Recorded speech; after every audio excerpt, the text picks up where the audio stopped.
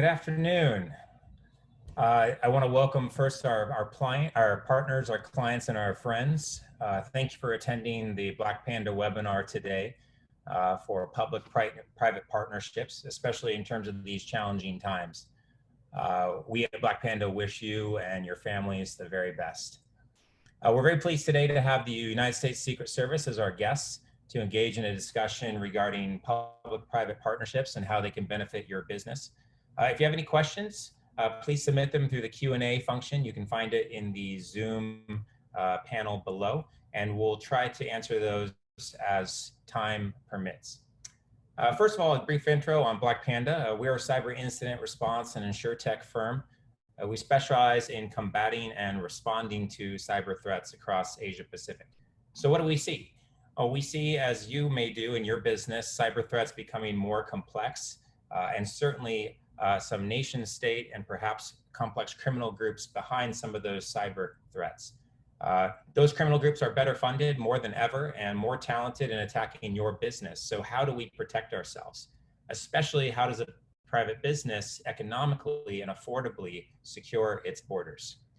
Well, we can't all do it alone. Certainly as Blackpanda, we assist our clients in mitigating and discovering where the threats are, but we all require additional resources, and that's where public-private partnerships come in. This partnership does exist, and we want to let you know that it's something that you and your business can take advantage of.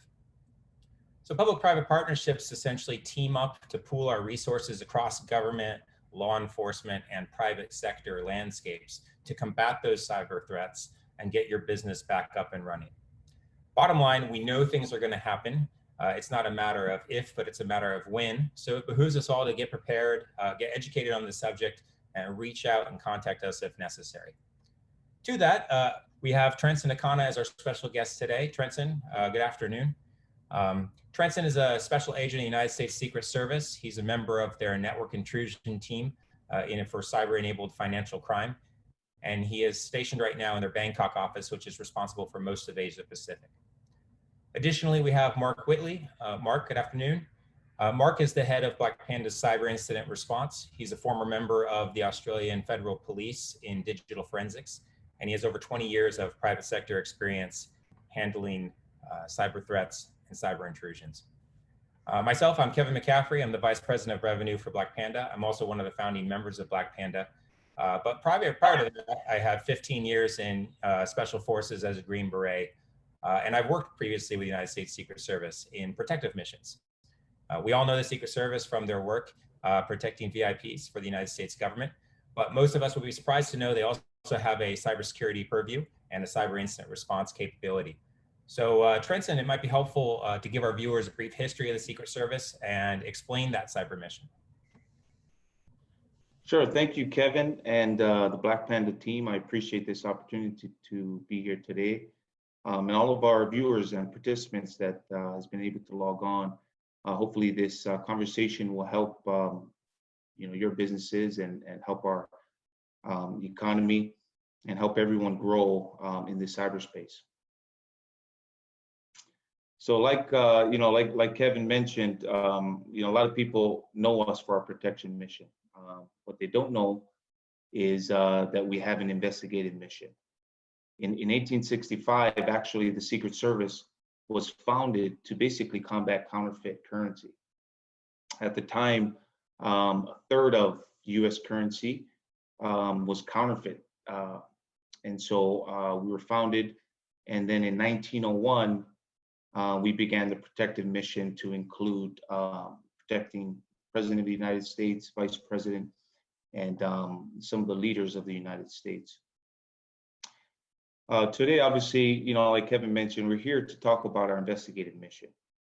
Our investigative mission includes, as I've listed, throughout our years investigating financial crime.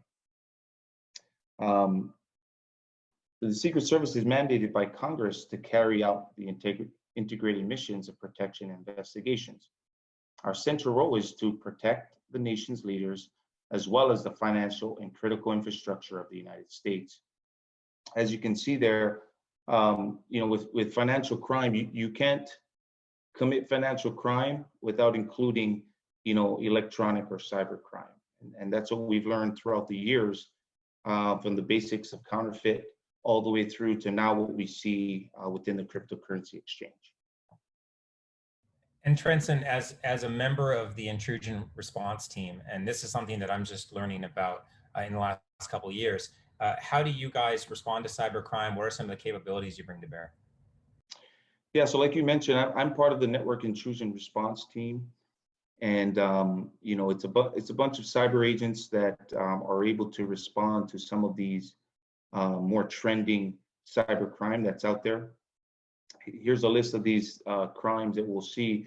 The top three I'll discuss on the next slide. But you know, you have a common point of purchases, you know, where the actors are dumping credit card and account information. You have e-commerce, data exploitation, and denial of services. And these are just a few, but the background is, again, to help businesses, you know, combat these cyber threats and attacks. You know, there's a picture here that's showing 300, and you know, it's a good symbolism of how companies need to ensure that they're safeguarding their networks. A lot of people, you know, and companies in the private sector think, well, I have this firewall. You know, I purchased this program. I have this company looking at this. But as you know, Blackpanda and a lot of the other companies out there, you know, a mere firewall is not good enough. You know, are you safeguarding your networks, not only from the infiltration, but the exfiltration? You know, if there's an insider threat, or if there's someone, you know, that has some malware on their device, are you protecting your data and information? And that's the most important part. And I like the image of 300, because I think, you know, as we engage with client sites, and I'm sure Mark can attest, I hear again and again from C-suite, CIO, CISO, their backs are up against the wall. Where does the spending end? How do we actually combat this? This is outside of our purview. There is no police force. There's no 911. There's no firefighting service that they can call in times of emergency. So where should businesses focus their resources, and maybe what kind of attack trends do you guys see internationally and maybe in Asia Pacific? That's a good question, Kevin. You know, the number one motive to this day resides with the fact that you know, cyber attackers are after financial gain, and you can see there, you know, in 2019, 90% of cyber attacks were focused on financial gain. That's 30% increase from between 2019 and 2020, and we can only see those numbers jump and continue to rise. You know, three are probably the most trending cybercrime that we see within our region, being the Asia Pacific and the Southeast Asia region, where I'm based here in Bangkok, is, you know, we can start with business email compromise. You know, the losses in business email compromise has increased 130%. That's $26 billion lost worldwide. And at least half of that, you know, were victims in the US.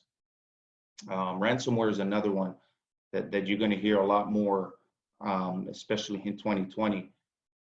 You're going to see a trend, you know, decrease in the targeting of consumers and increase against enterprise. You know, the important thing to remember here is these attackers are getting, you know, smarter. They are not doing nearly as much attacks, but they're focusing their attacks on some of these private sectors that will not only do business with them and pay them, but also they're focusing on the dollar amount. And you know, by the end of 2020, they estimated 20 billion loss due to ransomware, but I guarantee that's going to be a lot higher due to the COVID-19 situation. And lastly, we look at scams, phishing, whaling. You know, Nigerian email scammers up their game. Now they're averaging 90,000 attacks per month. You know, that's a lot. And if we're not doing, you know, our job in safeguarding our networks and making sure that we're aware of some of these attacks and how they get into your computers, then we fall victim to it. You know, I definitely expect a spike in these numbers, especially between the last 3 to 5 months due to COVID-19. Yeah, and these are unique times, and especially in a work from home environment where we have a distributed network, there are different vulnerabilities that are being exposed. I know that from Blackpanda's point, we see attacks happening on a week-to-week basis from our clients and prospective clients. So we recognize that the threat is a large threat. Maybe very briefly, could you go into some of the additional agencies and partnerships that the U.S. Secret Service works with? Because we know it's not a one-stop shop. We all need to collaborate. We have kind of a larger intelligence picture that we look at. Yeah, that's a good point. It's important for private sectors to understand, regardless of the stories you hear, with these agencies, not getting along, not working together well. I have, at least from my personal experience, I've had great relationships with some of these agencies that you see on this slide, FBI, DEA, HSI, IRS, and of course, diplomatic security. I think the common denominator in all these crimes that they investigate and they eventually bring us in, or we bring them in, is again the root of all evil, which is money, right? Don't matter, the crime, drugs, murder, proliferation, child exploitation, human trafficking, prostitution, terrorism, theft, they all point to finances. And, with over 150 years of being experts in financial crimes, they bring us in to trace the money. And as you know, if you can trace the money, you can get to not only the bad guys that are using it on the surface level, but you can get the big fish, the people that are behind some of the more complex syndicates. Yeah, and this is not just an American problem. This is an international syndicate, which is really important for our viewership to note, is that you don't have to be an American business to utilize these kind of resources. So to that, maybe explain a bit on what is a public-private partnership and what are some of the benefits that people can avail themselves of. You bring up a good point, and this is pretty much our focus for the call today in the webinar. It's building these collaborative relationships, with our partners, to leverage some of the resources that we have, the relationships that we have with the financial institutions. As we know, a lot of these companies, deal with U.S. banks, foreign banks. The important thing to remember is that within the Secret Service, we have relationships not only with our financial institutions in the States, but also our foreign partners and the financial institutions overseas. So we're able to kind of bridge that gap for everyone. And then are there any case studies where you've seen that work? Yes, there's a specific case that that I was involved with over in Hawaii when I was out of the Honolulu field office. And it happened to, an entity, and it was probably the largest breach in state history. And it happened where, a company was compromised. The hackers stole over 1,000 debit and credit card profiles. They then took these profiles and sold it on the dark web. Now, the lower hanging criminals went on and bought some of these profiles. We had 600 fraudulent transactions in Hawaii resulting from those sold profiles. And then, of course, we started to see over 2,000 fraudulent purchases across the globe. When we were introduced to this particular case, we were notified that there was a private company that was already involved in the event acquisition. And luckily, we had an agent in our office that had a relationship and had previous projects where he worked with this private company. And he was able to, again, instead of us jumping in and saying, hey, we're law enforcement, we'll take it from here, we were able to leverage their expertise and basically allow them to do their acquisition and analysis and share the intel that they gained to include some of the TTPs that they got from the incident. To be honest, my personal perspective, what would have took us, close to 2 to 3 months to comb through all of these servers, probably took them a few weeks. And, eventually we were able to trace some of the stolen data on the dark web. We identified some of the criminals, not only who was purchasing and using it on the streets in Hawaii, but also those that had hacked into their systems, and basically it led to the arrest of several sophisticated foreign hackers. So that's a perfect example of how this, public-private partnership really works. And that's a really good point. And I want to defer to Mark's wisdom on this one. But one of the value statements that I think the public-private partnership brings is that where the private sector ends for us in terms of incident response as Blackpanda incident responders is we very rarely are able to prosecute criminals or recover funds or freeze assets. Those are all very much international nation state actions. So we rely on our public partnerships, be it American or otherwise, to assist us in those manners, even local law enforcement support, which the U.S. Secret Service brings to bear. So Mark, as we know that it's not a matter of if, but when, and how do we get prepared, in your experience, what are some of the complexities of private sector? Because we know that it's a whole different animal between public and private, and how do businesses in crisis, what are some things they can do?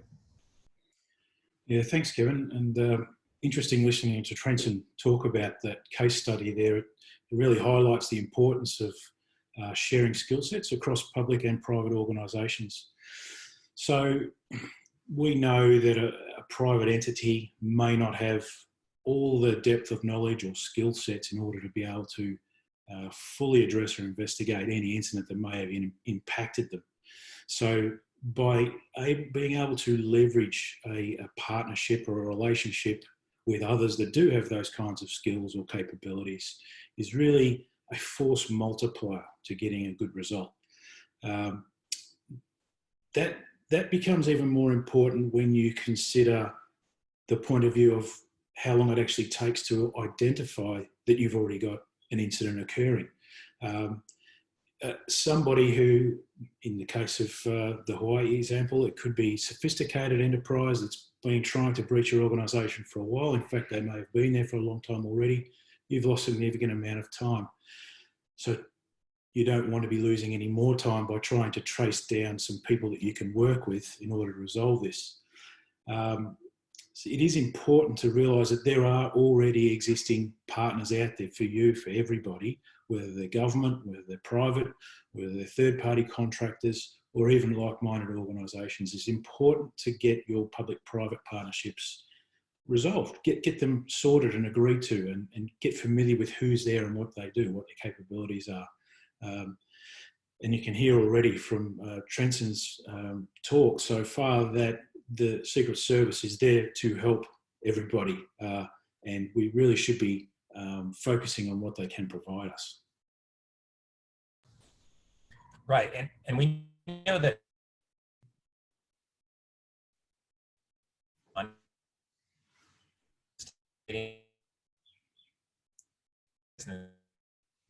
So, Kevin, business using 10,000.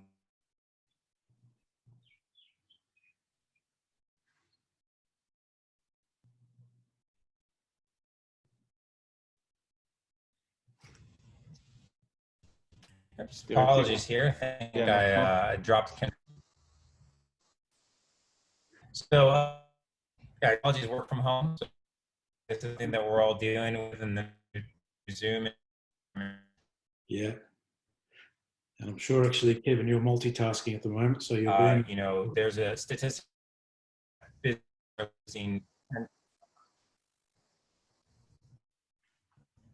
Yeah. I think Kevin's kind of cutting in and out here, Mark. Are you back, Kevin?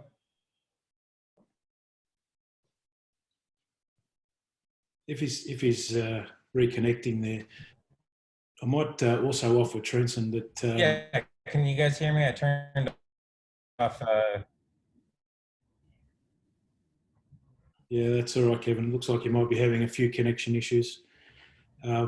We can continue. I would like to explore a little bit more about why a public-private partnership is advisable. And to understand that, we need to think about what the limitation is for each of us, for each of our organisations, why we're in business or why we're in existence. And in most cases, it's not because we're good at investigations. It's not because we're good at being able to cross jurisdictions and find information on money flows or bank accounts And those examples are perfect for involvement with the service, as Trenton mentioned. So being able to recognise that your organisation does not have a required skill set is a sign of maturity for your organisation, and then it enables you to move in to try and find the right relationship or partnership to meet that missing need. So some examples may include, when you're facing some kind of an incident or event, the right legal advice, the right media advice, the right management advice, the right technical advice. Often we'll see when there is such an engagement or an investigation enabling any element of cyber, technical experts are going to be needed, they're going to be required. And Trenton can probably talk more, but I know that when a private organisation is the victim of an incident, typically things like server logs or computer artefacts or email systems will all need to be analysed and assessed. And interestingly, a lot of companies are probably a bit hesitant to release that kind of information to a third party, but with careful planning and incident response planning and assessments as you go through, not all that information, in fact, does need to be assessed. Trenton pointed out earlier that the service was quite happy for, in their investigation, in their case study, where the private entity actually, through a third party, collected all that evidence and analysed it all and provided the Secret Service with the intelligence for them to complete their investigation. So there's really many checkpoints and controls of the flow of information before it needs to leave your organisation in for an investigation. So I think that's important to consider. But I suppose, Mark, I think I'm back. Do you guys hear me? I turned off video to try to increase bandwidth here. we can hear you. Yes, welcome back. Okay, all right. The challenges of working from home.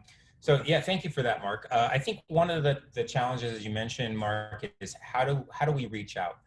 So Trenton, from your perspective, how does an organization reach out to the U.S. Secret Service? Well, it's a great question. We feel like the organization should be reaching out early and often. And I say early and often because, there's a couple misconceptions. The first misconception is that a company needs to sustain a loss financially in order to provide the information to law enforcement. Well, that's just not true. The attempt alone is enough for us to move forward with prosecution. It goes back to the old counterfeit days. Just because someone was unsuccessful in passing the bill, does not mean that we can't go and arrest that person. But in that same example, I think it's important, and the reason why I say early and often is because, unfortunately, in the line of business that we are in, it's incident response. And within that, unfortunately, there's this reactionary pretense. And what we want to do is move away from the reactionary piece and start to be more proactive. And in being proactive, we reach out, much like Mark mentioned, we reach out to our partners. We start to learn about some of the different cyber attack trends. We start to learn about some of the different tools and resources that we might have to, again, safeguard our networks from the infiltration as well as the exfiltration. So I think it's important to remember that relationships is important to have, and to definitely leverage some of those relationships and come to the Secret Service or come to law enforcement and share some of the incidents and events that are going on. Then Mark mentioned, a company like Blackpanda that can not only respond to your issues, but also provide some awareness in some of their tools and how they're able to be proactive and prevent some of these incidents from occurring. And Mark, in that relationship that Trenton is mentioning, what are some of the intelligence assets and resources that the Secret Service brings to bear to aid your investigation?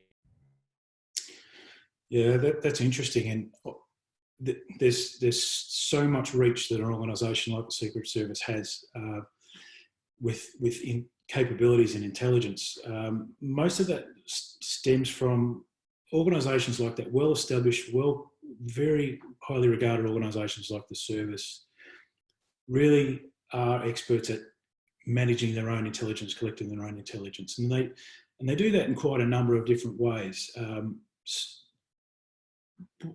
And we can talk about all those different ways. Most of it is relying on field work, a lot of monitoring of different systems and network flows and things like that. But critically, what they have access to that non-public entities have access to is each other. They have other public entities that they can reach into, they can tap into. So many, not only US-based law enforcement or other federal authorities, they've got excellent networks with regional law enforcement and other government sectors, or even their own other private sectors. So they can look at any subject matter and be able to certainly pivot that and find out a lot more. And we've got examples of that going on all the time. Most recently, with a bank account that was in a foreign country, we were acting on behalf of a client. But obviously Blackpanda and the client has no way to reach into that country to find out more. So we asked the Secret Service if they could assist. So using their network, using their intelligence databases is an incredible, like I said before, force multiplier of your capabilities for investigation. And similar to that, Trenton, I know we mentioned how the U.S. Secret Service benefits from the private partnership. What does a company like Blackpanda in incident response provide to aid your investigation and kind of tying the loose?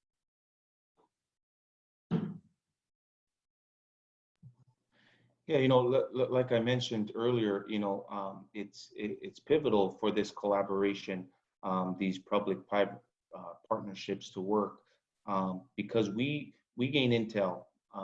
You know, you folks, Blackpanda, many other companies that are out there, you folks are the boots on the ground, right? You're seeing these incidents, you're being affected by them.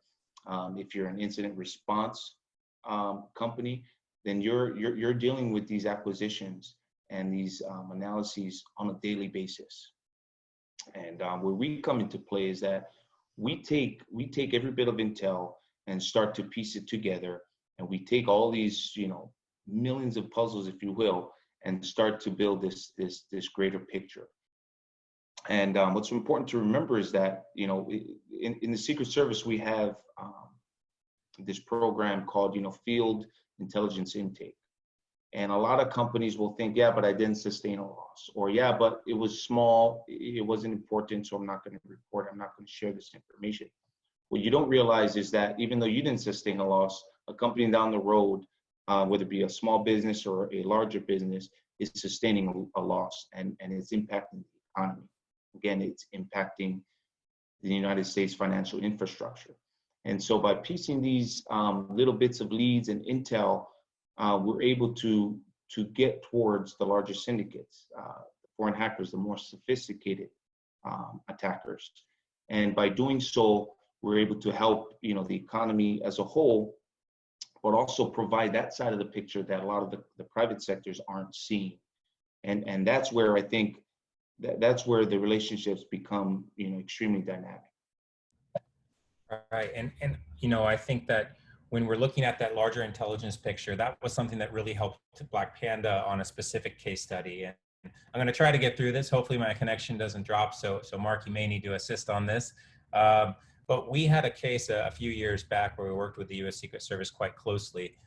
This was a multinational bank, very large bank, one of the largest in Asia. There was over 10,000 fraudulent transactions happening, $8 million in losses, not to mention pending regulatory audits, fines, etc. Very, very large crisis. We knew that data was being exported to the dark web. It was credit cards. It was being monetized internationally, but we didn't know how it was getting done. What we handled was the cyber incident response. There was a malicious actor inside the company, so there was a human element and investigation to it. There was a physical component because it was a clean room because of the fact that they manufactured credit cards there. So there was security compliance that was at fault. And then there's third-party risk because they had vendors, they had folks that were on site. There's a lot of complicated aspects we had to consider. The missing element was really what happened on the other end. How were the criminals exporting that information, as you mentioned, Trenton, the exfiltration, and how is it being monetized? And could we prosecute? Because that bank was under some serious pressure to figure out what was going on from their monetary authority as they're a regulated entity. So we worked very closely with one of Trenton's colleagues that traced it back to the United States. And Trenton, maybe you want to go into a little bit on how that investigation transpired on your end. Yeah, so it's actually interesting how that unfolded. And, Kevin mentioned my colleague, he's actually my supervisor here in the Bangkok resident office, Brian Lewin.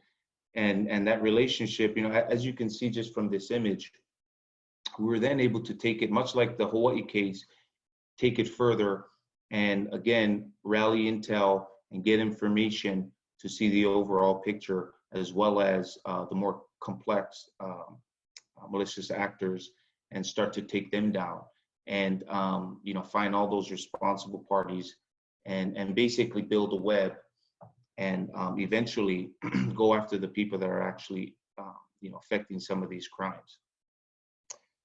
It's also important to remember, although there's a lot of similarities between these public-private partnerships, Secret Service, our focus is to basically pursue arrest, prosecution, seizures, and forfeitures, and that's our focus.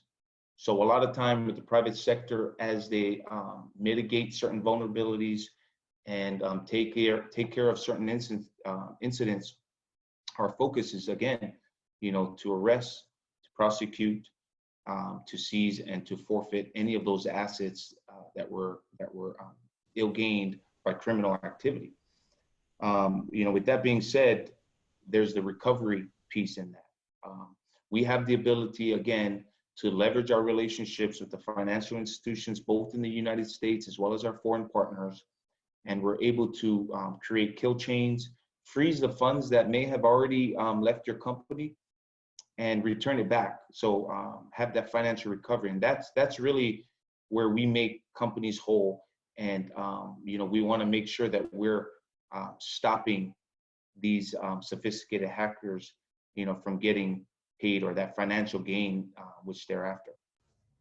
Yeah, thank you, Trenton. And I think, to kind of wrap up that case study, the aid that the Secret Service was able to provide Blackpanda was instrumental in not only just augmenting our report and our investigation and understanding of the event, but we actually took that report with that bank and we briefed the monetary authority of that country to ensure that they showed due process and that they were going through the correct motion. So no fines were levied. They were able to prosecute some of the individuals at fault. They were able to freeze assets, as Trenton mentioned, and it was a big win for a public-private partnership. Recognizing that we're about short on time, and I want to get to some of these questions that have been funneling in through Zoom, and thank you, everybody. Please continue to submit those. I wondered, as we know that events will continue to happen and that we need to be prepared, Mark, what are some final comments that you could offer to our audience? Yeah, that's exactly right, Kevin. So it's naive to think that none of us are going to be breached or compromised going forward. It doesn't matter how protected we are, these things will happen to us sooner or later in some level. So preparation is the key. Being prepared, having your plans in place. That could be incident response plans of technical or non-technical nature, but understanding what you're going to do if you have a problem or have an incident. And a key component of that is having your partnerships. Having your partnerships nailed down. It could be an MOU or an MOA or even just a friendly phone call or someone you know. Make sure you work on those partnerships and what the strengths of those partnerships are, because they're the ones that are actually going to help you leapfrog further into the investigation faster and find out more. I would say a critical element of that knowledge is the technical knowledge. If you don't have the technical skill set within your organisation, make sure that you have a partner or someone who can advise you that you know and trust who does have that capability. Because if you do involve organisations like the Secret Service, which is possible, and hopefully you don't have to, but be thankful that they are there, they may say to you, we need some form of electronic evidence from you, or we need to understand a little bit more about that flow. That's when you really do need people who have the right technical expertise, who understand rules of evidence, who can provide you some tactical direction about where you should be going. That's probably the biggest message and advice that I could offer, Kevin, is be prepared, know in advance what you're going to do and who you're going to work with. Thank you, Mark, and I'm sure our audience appreciates that. Trenton, any final comments or thoughts from the United States Secret Service? Well, again, I got to thank you for this opportunity. Especially being overseas, our main focus is to educate and to create awareness to our not only our foreign government partners, but also the private sectors. In this case, in Asia Pacific, I spent my entire career, within the Asia Pacific, and I've met a lot of, businesses, companies, to include foreign law enforcement entities, and the partnerships like these allow us to not only share our mission, but also builds our intel gathering, our info sharing. And so, we look for future partnerships. We look to work, closely with the public and private sector to help mitigate some of these malicious actors.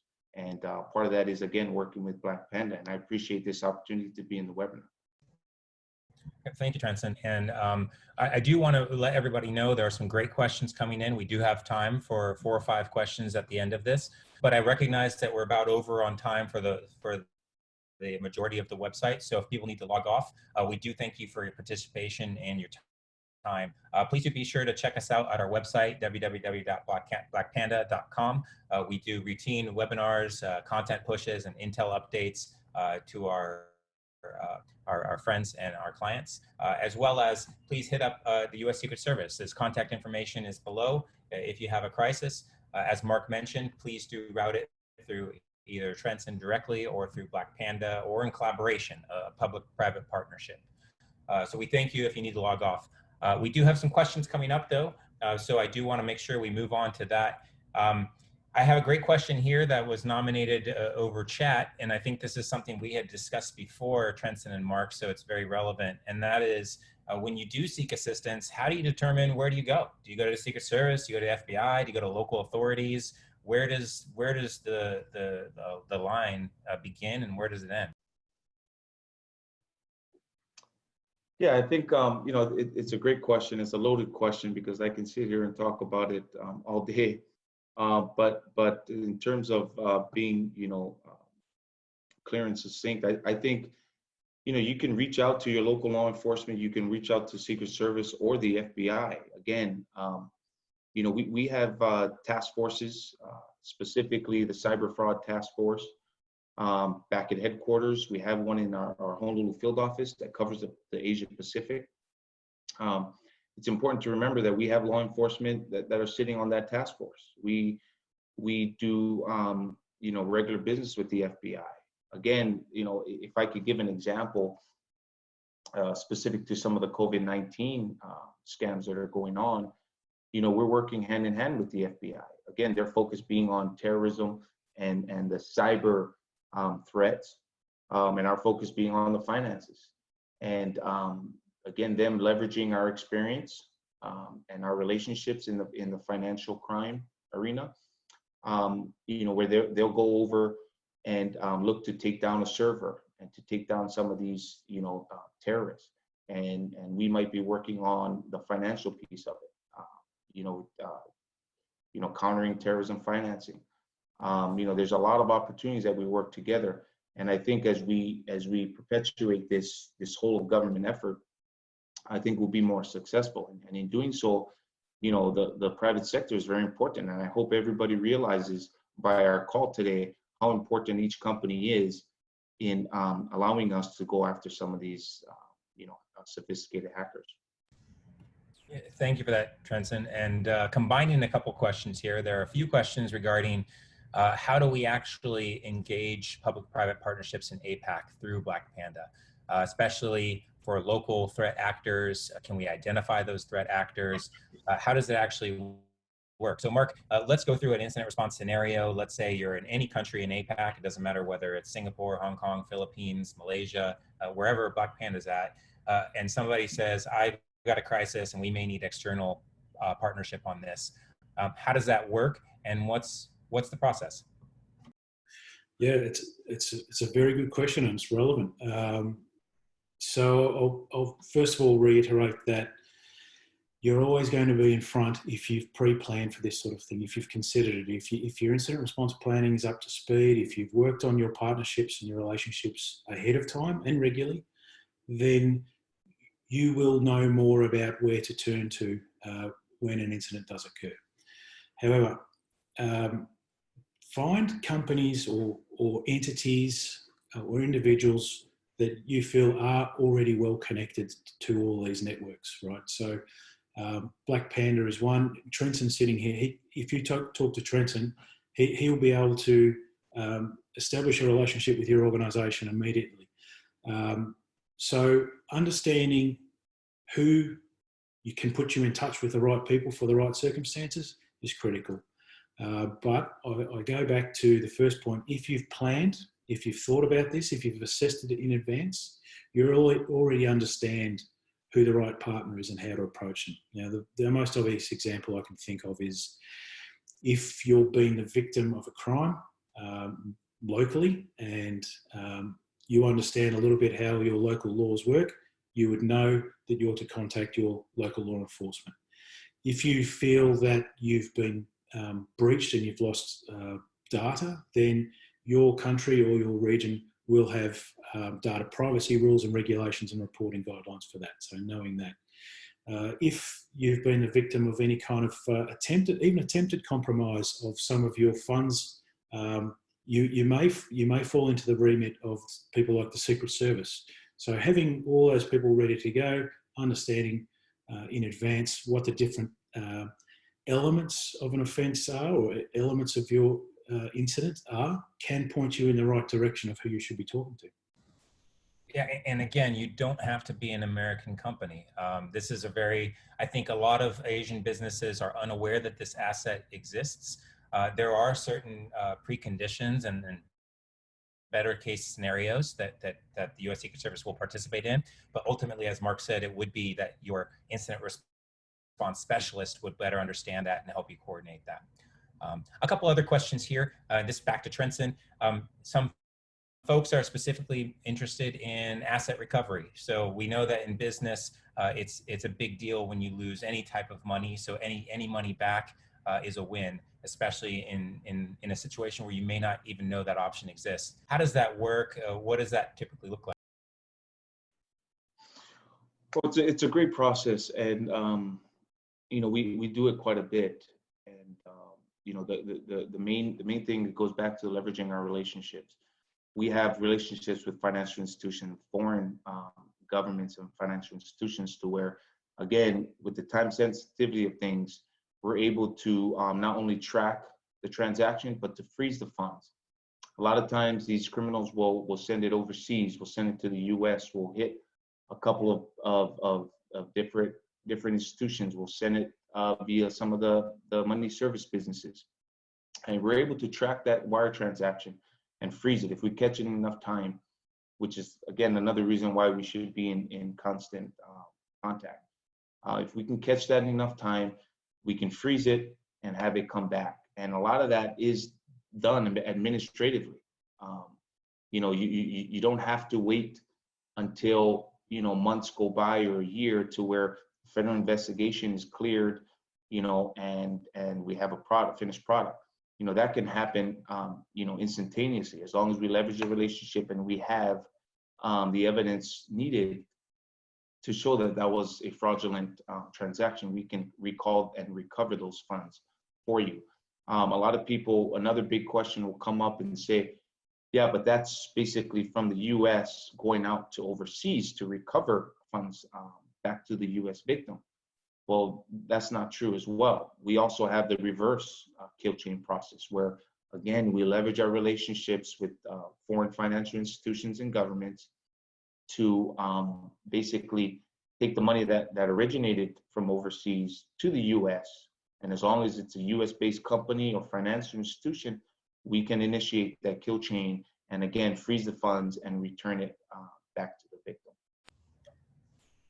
Thanks, Trenson. And again, I'll reemphasize, as Mark said, if you have any questions, reach out to somebody, either Trenson or Blackpanda.